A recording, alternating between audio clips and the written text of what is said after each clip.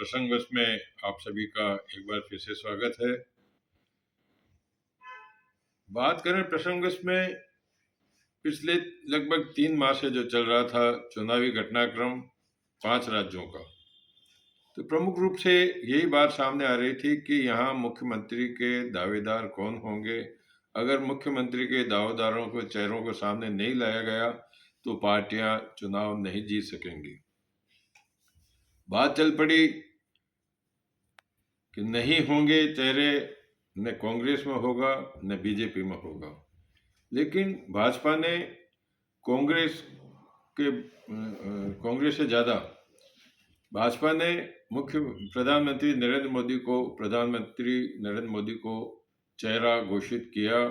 और चेहरा घोषित होने के बाद में जिस प्रकार से हालांकि उन्होंने प्रधानमंत्री नरेंद्र मोदी के साथ साथ में जिन मंत्रियों ने राजस्थान में और छत्तीसगढ़ में, मध्य प्रदेश में जो चुनाव प्रचार की स्टार प्रचारकों के रूप में अपनी भूमिका अदा की थी, उन्होंने हिमाचल में, बंगाल में और कर्नाटक में भी वही भूमिका अदा की थी।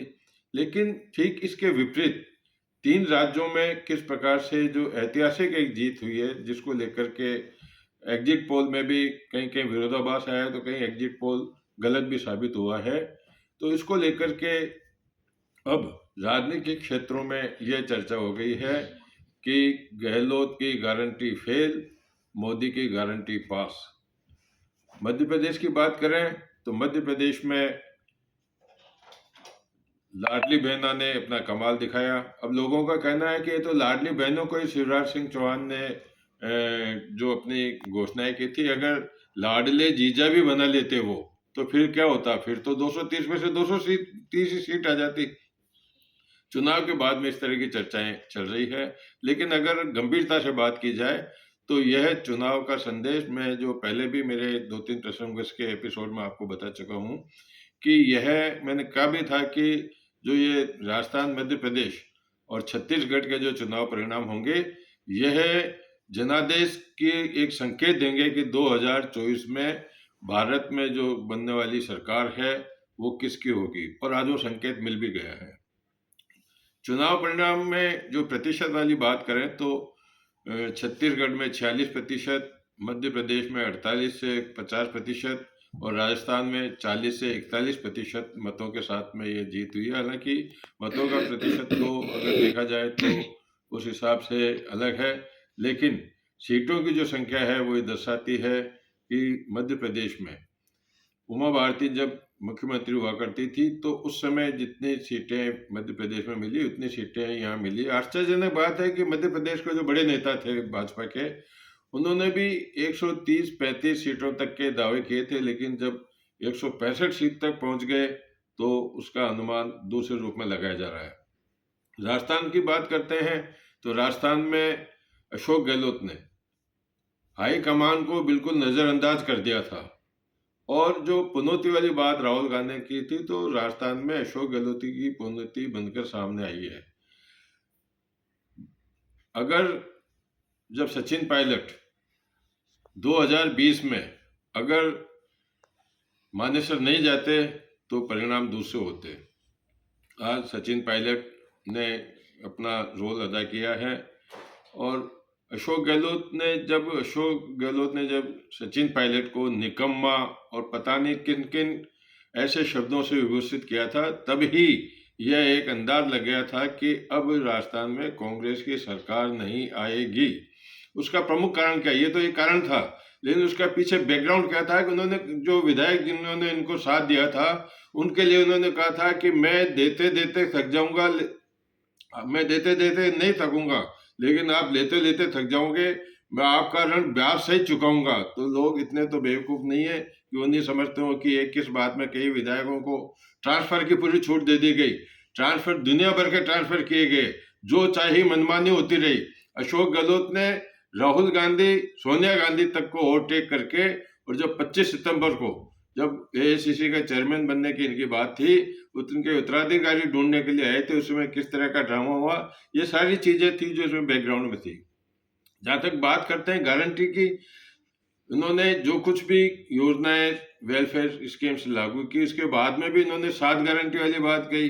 अब आज उन्होंने जब त्यागपत्र देने से गवर्नर के यहाँ त्यागपत्र देने गए थे, उससे पहले इन्होंने ट्वीट किया कि हमारी जो योजनाएं हैं वो धरातल तक नहीं पहुंच पाई। तो उस समय आपने क्यों नहीं सोचा?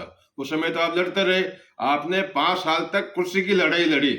आपने जनता के लिए कुछ ऐसा कुछ नहीं किया कि आप जनता आपके प्रति होती।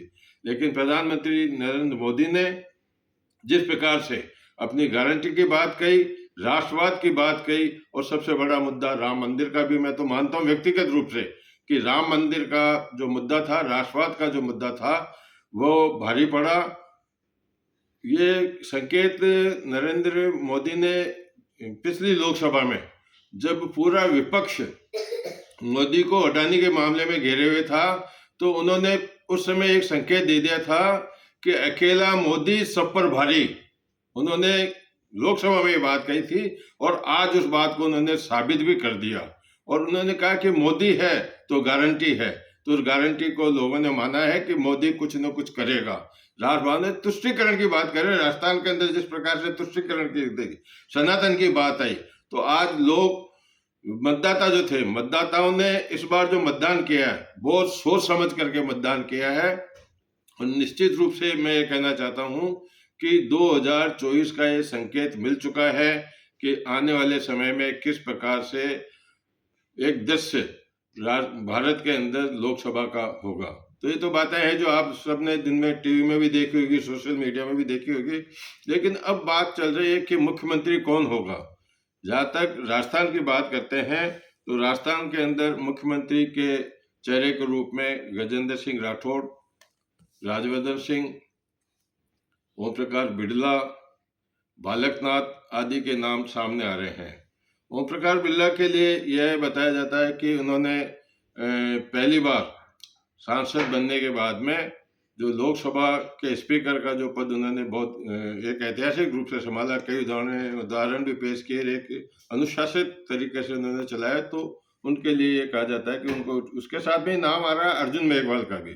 अर्जुन मेघवाल का ये आ रहा है कि डॉक्टर BR अम्बेडकर के बाद में अर्जुन मेघवाल ऐसे कानून मंत्री बनाए गए जो भारतवर्ष के दूसरे कानून मंत्री थे।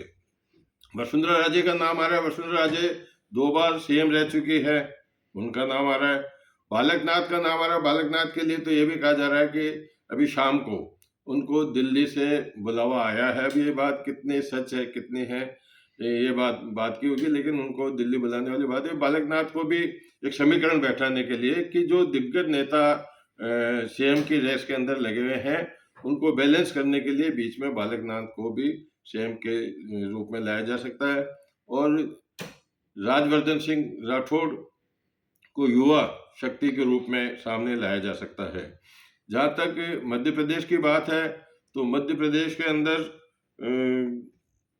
शिवराज सिंह ने जो पूरी मेहनत की थी, उस शिवराज सिंह को मैं समझता हूँ कि मुख्यमंत्री पद से दूर किया जाना से पहले हाईकमान को सोचना भी पड़ेगा। और उसमें जो दूसरे नाम आ रहे हैं उनके लिए भी उनको सोच करके देखना पड़ेगा, क्योंकि आने वाले समय में 2024 का परिप्रेक्ष्य सामने लेकर के जो कुछ भी अभी नियुक्तियां होगी, मंत्रिमंडल की हो चाहे मुख्यमंत्री की हो, वो उसी को लेकर के की जाएगी। छत्तीसगढ़ की जहाँ बात करते हैं, तो छत्तीसगढ़ में तो चौंकाने वाला परिणाम ही है। एग्जिट पोल में बहुत डरते डरते बताया गया था कि छत्तीसगढ़ में सरकार भाजपा की होगी या नहीं होगी, लेकिन जिस प्रकार से छत्तीसगढ़ में जो वहाँ सरकार बनी है, सरकार बनने जा रही है, वो एक ऐतिहासिक बात है। अब आने वाले समय में मेरा ये भी मानना है कि एग्जिट पोल के लिए लोगों को अब कोई यकीन नहीं होगा। ये एक काल्पनिक बातें होती है, जिसको कुछ कहा भी था। कांग्रेस में अगर बात करें कमलनाथ की, तो कमलनाथ ने कई दावे किए कि इस तरह से होगा वो होगा, लेकिन कमलनाथ भी, क्योंकि 3 जो चेहरे मुख्य थे कांग्रेस के, जो 3 चेहरे मुख्य थे, अशोक गहलोत, कमलनाथ और बघेल, इन तीनों चेहरों को आज कांग्रेस के अंदर अपनी जो महत्वपूर्ण भूमिका थी उससे नीचे देखने की स्थिति सामने आई है। मुख्यमंत्री अशोक गहलोत ने आज गवर्नर को अपना त्यागपत्र भी दे दिया है। वो तो एक नियमित प्रतिक्रिया होती है जो करनी भी पड़ती है, कर देनी भी चाहिए, क्योंकि अब कुछ बचा भी नहीं है। लेकिन अब ये जो संदेश जो दिया जा रहा है, ये 2024 का एक संदेश है। शाम को दिल्ली के अंदर भाजपा के मुख्यालय पे जब नरेंद्र मोदी आए तो हजारों की संख्या में लोग भाजपा मुख्यालय के बाहर खड़े थे, जहां यही नारे लग रहे थे कि मोदी गारंटी, मोदी की गारंटी, मोदी की गारंटी। और खुद जेपी नड्डा ने भी यही कहा कि मोदी जी ने जो चुनाव लड़ा है वो मोदी की गारंटी के नाम पर लड़ा है, राष्ट्रवाद के नाम पर लड़ा है। और अब भारत के लोगों को यह यकीन हो गया है कि मोदी की गारंटी, मोदी की गारंटी, मोदी की गारंटी होकर के रहेगी। इन सब बातों को लेकर के इस प्रसंग को यहीं विराम दे रहे हैं। देखने वाली अब राजस्थान में किसको मुख्यमंत्री बनाया जाएगा, इसको लेकर के भी शाम को एक बैठक दिल्ली में शुरू होने वाली है, जिसमें भाग लेने के लिए गजेंद्र सिंह राठौड़ यहाँ से विशेष विमान से दिल्ली निकल चुके हैं। और देखने वाली बात ये होगी कि राजस्थान में किसके सिर पर जो है ताज बनेगा, मध्य प्रदेश में क्या कुछ होगा, शिवराज सिंह को रखा जाएगा या उनका कोई विकल्प, क्योंकि नरेंद्र तोमर के लिए भी बात वहाँ पर आ रही है, कैलाश विजयवर्गीय की भी बात आ रही है। लेकिन मैं नहीं समझता कि वहाँ इनको चेंज किया जाएगा।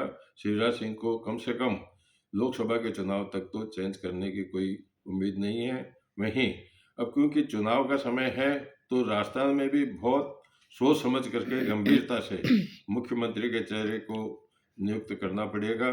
छत्तीसगढ़ के अंदर बृजमोहन अग्रवाल और रमन सिंह आदि के नाम सामने आ रहे हैं। अब किसके सिर पर ताज बनेगा मुख्यमंत्री का, यह भी देखने वाली बात होगी। लेकिन यह बात जरूर कहना जरूरी है कि मध्य भारत में जो एक तरह से यहाँ कांग्रेस का शासन हुआ करता था, उस शासन के अंदर मध्य प्रदेश में 25 करोड़ लोग जो वोटर्स हैं उनको केंद्र सरकार की तरफ से कहीं न कहीं कुछ मदद दी गई है। कुल मिला करके इन्हीं बातों के साथ में अब इसको विराम देते हैं। कल फिर नई बातों के सामने, नई चर्चाओं के साथ में आपके सामने फिर हाजिर होऊंगा। नमस्कार।